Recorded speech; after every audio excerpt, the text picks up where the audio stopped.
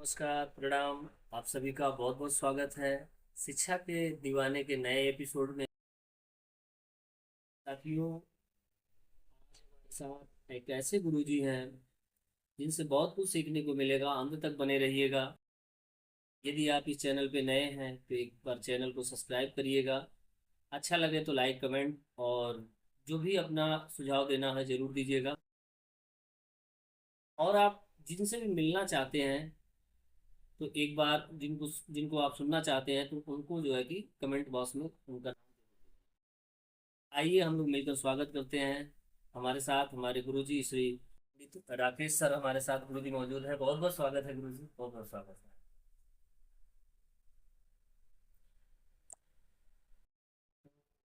सबसे पहले गुरुजी आपका संक्षिप्त परिचय, कि अपना क्या करते हैं वो एक संक्षिप्त परिचय गुरुजी। जी। मेरा नाम पंडित राकेश रोशन। जी।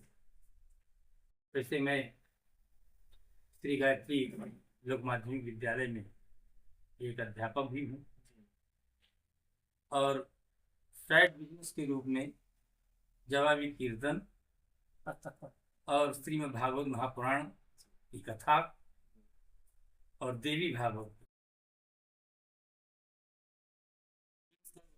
कार्यक्रम में थोड़ा देते हैं।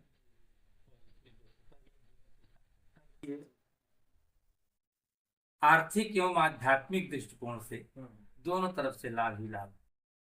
ग्राम उर्रा बाजार, जनपद बहराइच के अंतर्गत में आता हूँ और छोटा सा परिवार है। जी। दो बच्चे हैं, एक बच्ची है। जी। दोनों बच्चों की एवं बच्ची की जी। सबकी शादी कर दिया, सभी अपना सर्विस में शिफ्ट हैं। जी। जी। एडजस्ट हो गए हैं आप जी। लोगों की दया दृष्टि से, कोई चीज की दिक्कत नहीं।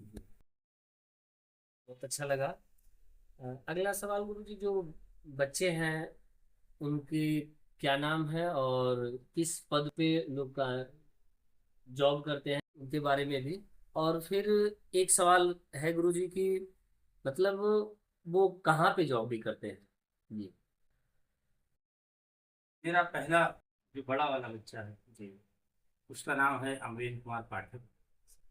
इस समय राजस्थान में वो आर्मी।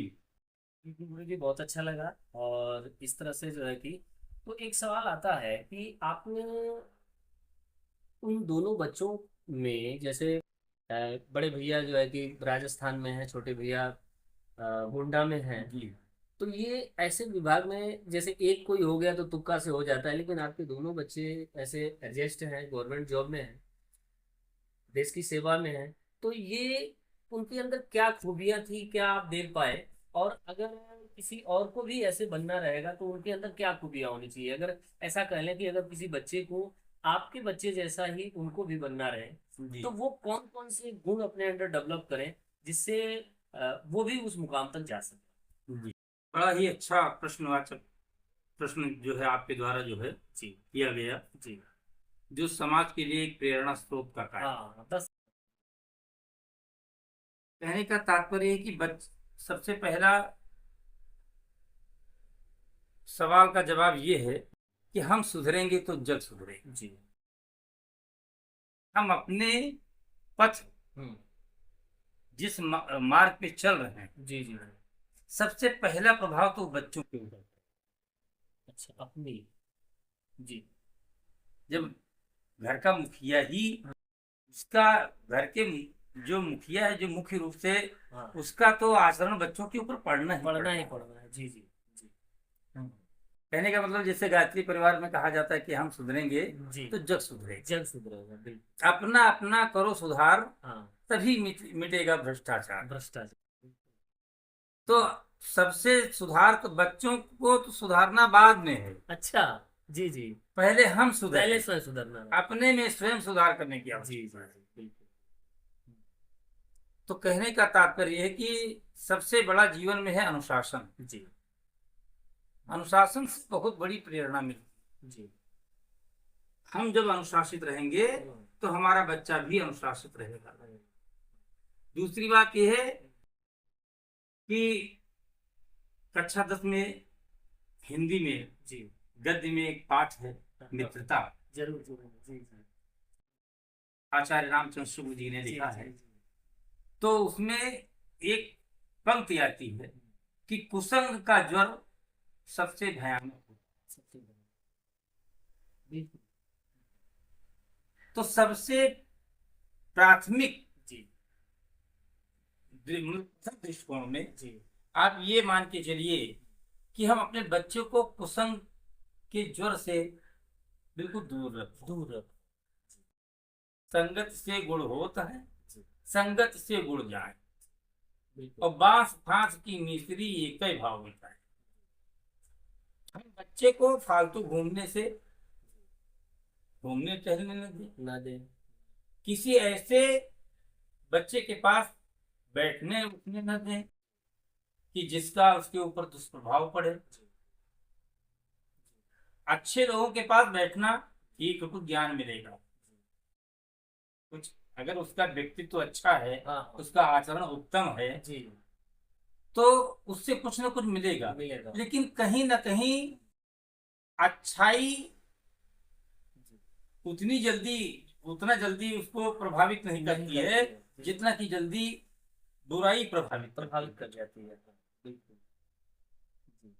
इसलिए हम प्रयास ये रखें अपने बच्चों को कि कहीं उनका उठना बैठना गलत तो नहीं है, आना जाना उनका गलत तो नहीं है, उनकी मित्रता कहीं ऐसे लोगों से तो नहीं है जो जीवन जीवन को दुष्प्रभावित कर रही है। तो इन सब चीजों से सावधानी हटी तो दुर्घटना घटी।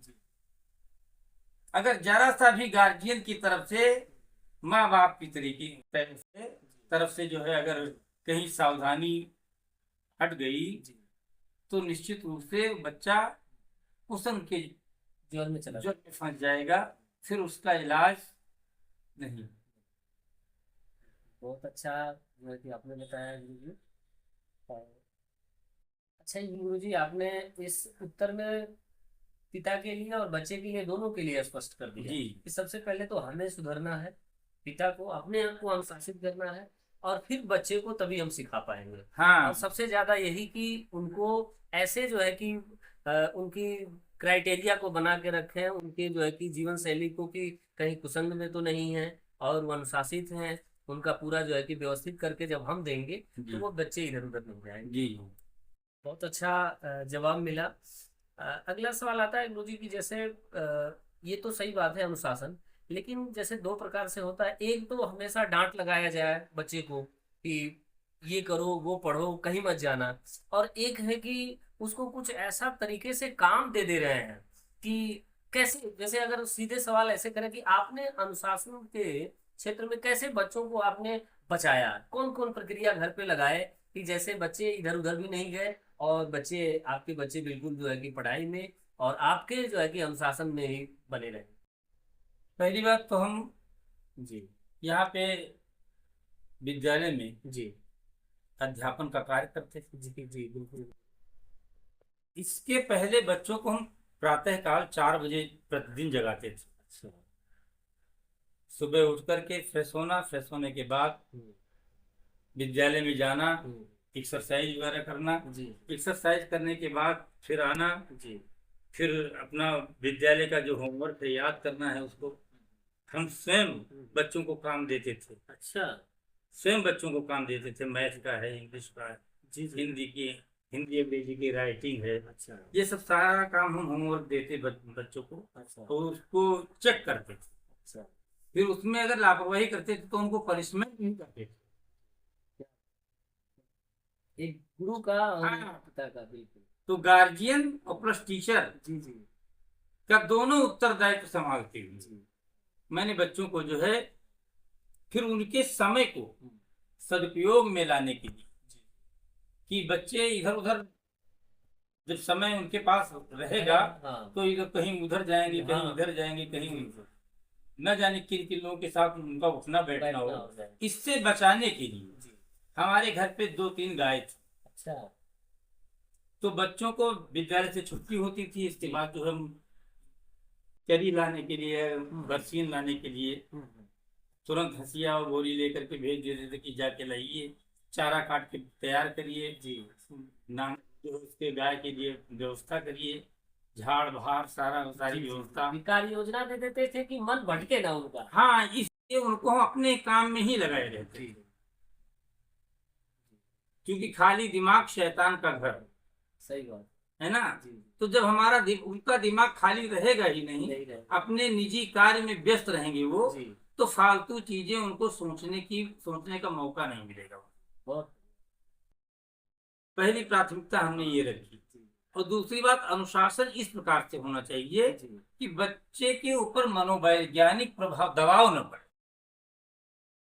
यही क्योंकि ये चीज बहुत आपने जो है कि अ, बहुत ही मतलब वजनदार बात आपने कह दी। हाँ मन के हारे हार है, मन के जीते जीत। हाँ बच्चों का उत्साहवर्धन भी जरूरी है। हाँ जैसे कहीं उसने अच्छा काम किया तो उसको प्रोत्साहित करिए, उसको जी शाबाशी जी दीजिए, जी जिससे उसका मन हम्म, और जो है उस कार्य क्षेत्र में लगे। हाँ हाँ बड़े अग्रसर हो। अग्रसर हो।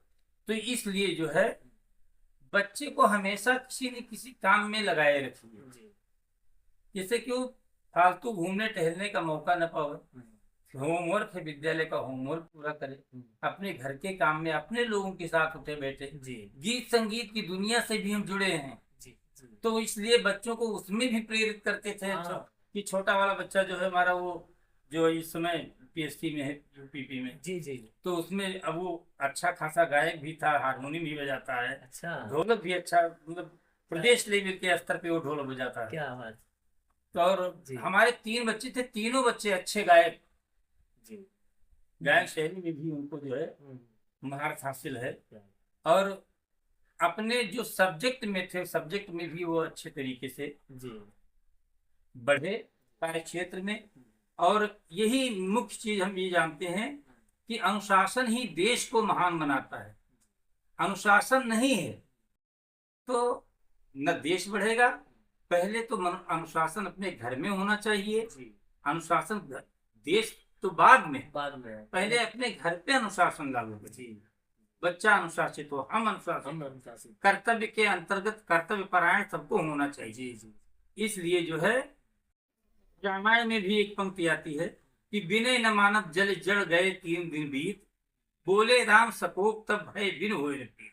थोड़ा बहुत अनुशासन, थोड़ा भय बच्चों के लिए बहुत जरूरी। कि अगर हम गलती करेंगे तो डांटे जाएंगे, पीटे जाएंगे, फटकारे जाएंगे, हाँ पनिशमेंट किए जाएंगे। दंड जरूर। तो इसलिए जो है उस आधार पे वो बच्चा डरेगा, जी गलत कार्य की ओर अपने कदम अग्रसर नहीं करेगा, वो जी गलत कार्य की ओर अपना कदम नहीं रखेगा। कदम नहीं रखते। तो इसलिए जो है बच्चों की सबसे बड़ा विकास जो उसका चरित्र होता है।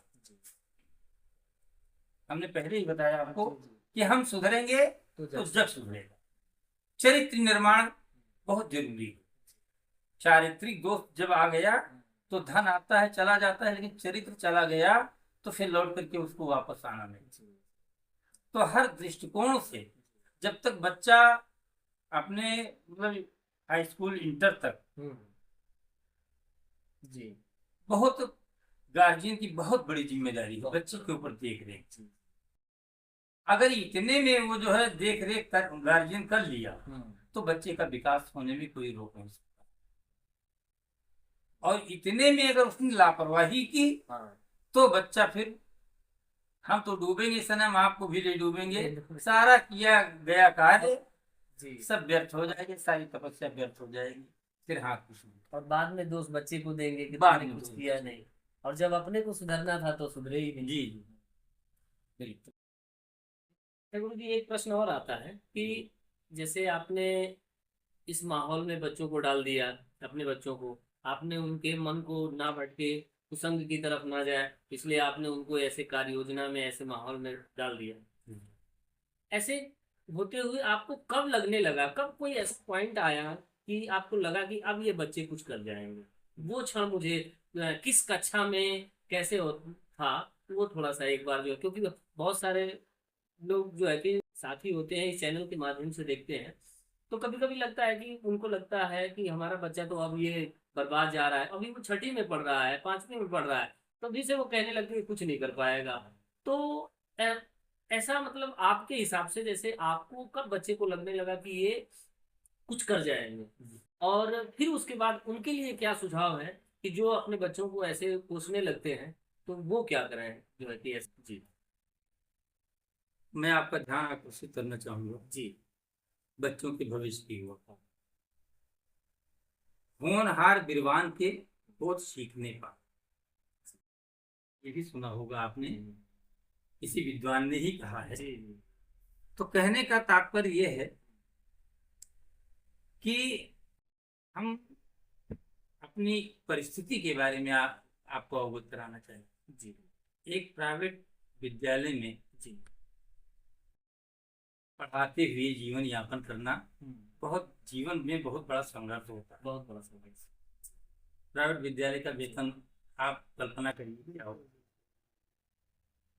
और उस तपस्या से गुजरते हुए शिष्टाचार सदाचार के पथ पर चलते हुए चलते हुए। मतलब एक गरीबी के आलम में हम्म। बच्चों को हर चीज पाने की एक लालसा होती है। जी। इसके बाद भी उनको समझा कर और बुझा करके हाँ। आत्मसंतोष जी। कराते हुए किसी तरीके से हम्म। कि भैया पढ़ोगे लिखोगे तो होगे नवाब, खेलोगे तो कूदोगे तो होगे खराब, हाँ। गलत संगत से बच के रहो, अपने काम में लगे रहो, जी। एक दिन जीवन में सफलता अवश्य आएगी। असफलता ये सिद्ध करती है, असफलता ये सिद्ध करती है कि सफलता के लिए प्रयास मन से नहीं किया जाता। बिल्कुल, अभी इसमें कुछ और करने की जरूरत है। अभी कुछ और करने की जरूरत है। तो कहने का मतलब ये है कि बच्चे, मैंने इंटर तक तो यही विद्यालय में हमारा बड़ा वाला बच्चा पढ़ा। जी। इसके बाद जब वो बाहर गया तो उसको समझाया समझाया बुझाया हम्म। हर तरीके से, फिर वो माहौल में रहने के लायक हम्म। आगे बढ़ेगा तो उसको कुछ बाहरी वाह ज्ञान का हुई होना बिल्कुल जरूरी ही नितांत आवश्यक है जीवन जी। में। जी। लेकिन इसके बावजूद भी गरीबी के आलम से गुजरती हुई हमारा बच्चा ट्यूशन भी करता था, हम भी खर्चा देते थे, इसके बावजूद भी वो खुद वो निकालते थे। खुद अपना, जैसे रूम में रहना है, क्वार्टर किराया है हाँ। और अपना खर्चा है, तो एक दो ट्यूशन, दो चार ट्यूशन भी ऊपर लेता था। जी। अच्छा, ट्यूशन करने में कोई हानि नहीं है, हाँ नहीं। मान हानि और कोई लोग समझे नहीं। तो हमने मतलब अपने जीवन का मैं आपको अनुभव बता रहा हूँ जी। कि पढ़ने से हम्म। और पढ़ाने से, जी। पढ़ाने से ज्यादा ज्ञान हो। इसी चीज को अगर हम दूसरे को बताने की चेष्टा करेंगे तो हम ये सोच के कि मतलब अगला बच्चा जो हम पढ़ाएं उसको समझ जाए, समझ जाए। तो उसके लिए हम भी थोड़ा गहन अध्ययन करके तब दूसरे को बताएं। तो इस प्रकार से एक गरीबी के आलम से गुजरती हुई बच्चों ने अपने स्थिति को, परिस्थिति को समझा। फिर उसने सोचा कि अगर हम मेहनत करेंगे तभी हम आगे सक्सेस होंगे। सक्सेस होना, परिश्रम ही सफलता की कुंजी। सफलता की कुंजी है। तो बच्चों ने भी परिश्रम किया अपने हिसाब से, हर तरीके से अपना सामंजस्य बनाते हुए इसके बाद जो है दोपहरिया में पढ़ा, इसके बाद जो हो गया बहराइच में।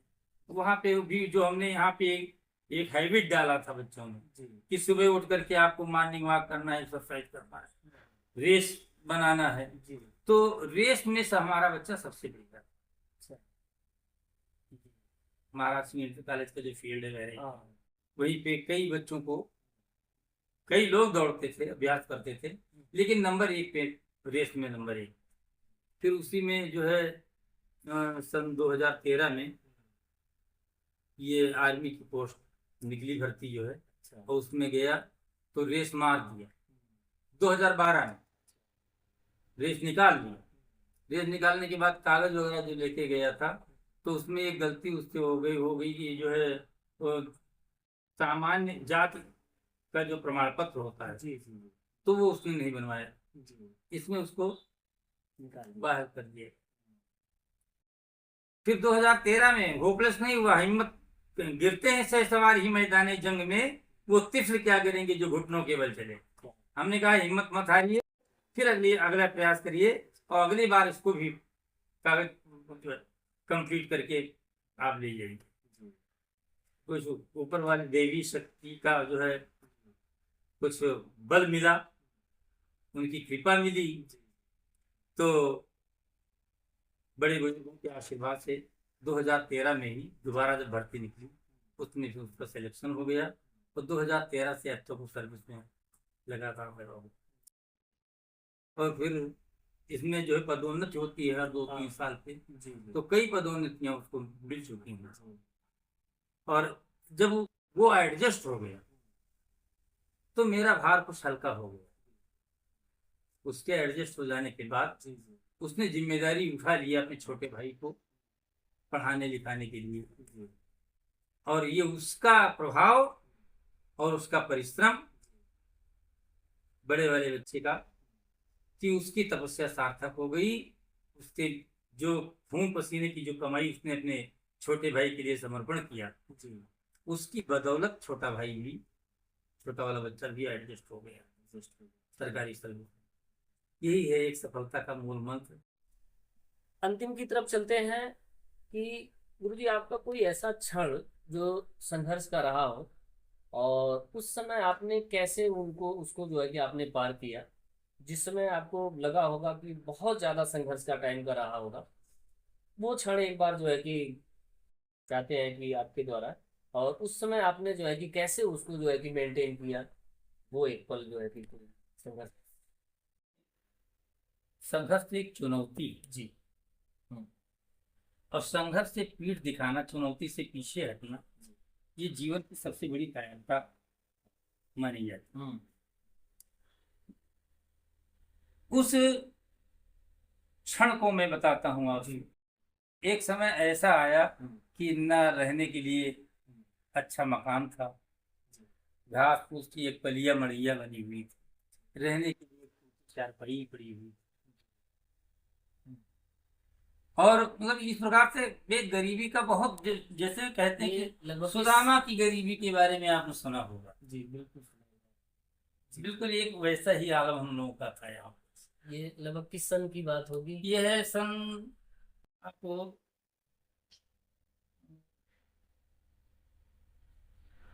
कैसे बोलिए गुरु जी? 88-90 1988 और 90 के बीच उस समय की बात है जी। हाँ, तो उस समय जो है अब जैसे इंटर करने के बाद जो है हमारे यहाँ प्राइवेट विद्यालय में एडमिशन हो गए, और उसके बाद जो है हमारे बड़े भाई साहब ने ये जमीन जो है उनको मिली थी। जी जी। तो इसी में झोपड़ी डाल करके हम लोग रह रहे। इसके बावजूद भी हमारे घर पे 3 बार चोरी हुई। तो ये संगत के ही प्रभाव से मैंने आपको पहले ही मार्गदर्शन दिया कि संगत के ऐसा हमारा साथ हुआ कि लोगों ने मेरे साथ गद्दारी किया, धोखा किया। लोगों ने जो लोग अपने इष्ट मित्रों में से जिनको हम मानते थे, उन्हीं लोगों में से जो है कुछ लोगों ने मेरे साथ गद्दारी, और उसके बाद जो कुछ भी नहीं बचा, न खाने के लिए अनाज, न पहनने के लिए वस्त्र। तो हमारे यहाँ उस समय एक तिवारी जी आए थे कानपुर से, जो टीचर थी कन्या पाठशाला में। अच्छा। उस समय मेरा कोई सहयोग करने वाला नहीं था, तो उन्होंने स्वयं जो है मुझको बुला के लेके गए। अच्छा। 2 किलो आटा, 2 किलो चावल, आधा किलो दाल, नमक, तेल, मिर्चा, ये सब, और इसके बाद कहा कि जो है आप चलिए, अब मैं आपके लिए कपड़े भी ले दूँ। तुमने कहा कपड़े की आवश्यकता नहीं है, ये 2-4 दिन किसी तरीके से कटेंगे, फिर व्यवस्था हमारी हो जाएगी। तो उस कहते हैं कि जब मुसीबत का समय होता है तो सभी लोग अपना साथ छोड़ देते हैं।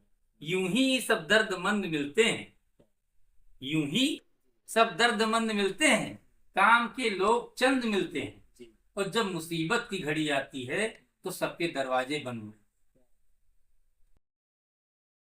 ऐसी परिस्थिति से मैंने सामना किया कि जो लोग अपने थे उन लोगों ने भी मुंह फेर लिया, कोई मदद नहीं। और उस समय कानपुर से आए हुए हमारे तिवारी जी थे, उन्होंने मेरी उस समय मदद। तो ये जीवन का एक क्षण ऐसा भी है कि जो हमेशा जीवन में अविस्मरणीय रहेगा जी और याद हमेशा भी रहेगा। बिल्कुल। गुरु जी, इससे ये बात तो सीखने को मिलती है कि अगर ऐसी परिस्थिति है, कोई भी परिस्थिति है, तो वो टलना है और बढ़ेगा ही। और आपके द्वारा जो अभी सुना गया है कि ऐसा, तो आज देखिए जो है कि अगर बच्चों को अपने एक अच्छे पौधे की तरह, एक किसान की तरह, जैसे आपने बताया है कि उस अनुशासन की तरह, उस तरह से माहौल बना करके अगर तैयार किया जाए, तो जिस तरह से आज आपके घरों में खुशियां हैं, ऐसे ही सभी के घरों में हों। जी बिल्कुल, निश्चित श्योर। बिल्कुल। अब एक अंतिम प्रश्न लेंगे, अंतिम में कि बिल्कुल वो कुछ बातें जैसे अनुशासन की तो आपने बताई ही हैं, लेकिन एक बच्चे को सफल होना है तो उसका क्या अपना कर्तव्य होना चाहिए? जैसे अभिभावक का तो आपने बताया, और कैसे अपने बच्चों को आपने जो है कि तैयार किया, वो भी पूरी बात बताई आपने, लेकिन एक बच्चे का कर्तव्य क्या होना चाहिए? उनकी कर्तव्य में कैसे कैसे गुण होने चाहिए? जी, बच्चे का क्या कर्तव्य होना चाहिए अपने अपने जीवन के प्रति, अपने माता पिता के प्रति और अपने परिवार के प्रति, जिससे वो अपने जीवन में सफल हो सके? हाँ हाँ जी जरूर। जी आपके इस प्रश्न का जवाब जी, सिर्फ एक ही उसका जवाब, बस बस जी शिष्टाचार और संस्कार।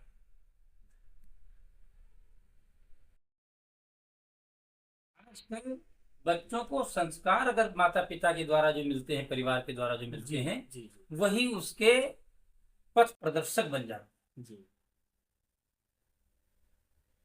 आजकल समाज में देखिए, हम्म, कोई भी माँ बाप अपने बच्चे को ये नहीं सिखाता है कि प्रातः काल उठ के रघुनाथा, मात पिता गुरु नाम ही माँ। बहुत अच्छे आपके सुझाव रहे, बहुत कुछ सीखने को मिला। कहते हैं कि पिता के बिना जिंदगी वीरान होती है, तन्हा सफर में हर राह सुनसान होती है। पिता के बिना जिंदगी वीरान होती है, तन्हा सफर में हर राह सुनसान होती है। जिंदगी में पिता का होना बहुत जरूरी है, जिंदगी में पिता का होना बहुत जरूरी है। पिता के साथ में हर राह आसान होती है, पिता के साथ में हर राह आसान होती है। बहुत बहुत धन्यवाद गुरु जी, बहुत बहुत धन्यवाद। Thank you so much. फिर मिलते हैं एक नए एपिसोड।